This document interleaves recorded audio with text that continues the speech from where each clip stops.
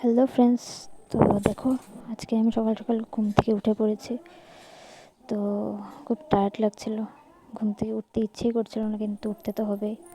তো সকাল সকাল বাবা দিয়ে দিয়েছে ঠাকুরকে মিষ্টি জল। আর আমি তারপর আসনে যা যা ঠাকুর ছিল ওনাদেরকে দিয়েছি। আর এখন আমি করব, ঘট বসিয়ে পুজো করবো। তো ফার্স্ট ঘটটা বসালাম, তারপর আস্তে আস্তে সব কিছু রেডি করলাম। তারপর রেডি করে তারপর দেখো ফ্রেন্ডস, তো রেডি করতে একটু তো টাইম লাগে। ফল ফুল সব রেডি করতে, দূর্বা, ধান, বেলপাতা সব কিছু তো রেডি করতে টাইম লাগে না।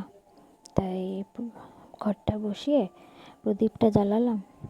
তারপর এখন প্রদীপটা জ্বালিয়ে পাঁচালি পড়তে বসবো। তো শোনো সবাই, আমি কিভাবে পাঁচালি পড়ি। লষ্ট্র নিক্ষেপ অশেষ লাঞ্ছনা সহি করিল মনন আত্মপ্রকাশ করিবেন সুযোগ যখন একদা ব্রাহ্মণ দুই উপবিত লয়ে গ্রন্থি বাঁধিতেছিল মনোযোগ দিয়ে দৈবক্রমে উপবিত গেল জড়াইয়া খুলিতে নারিল দহে সচেষ্ট হইয়া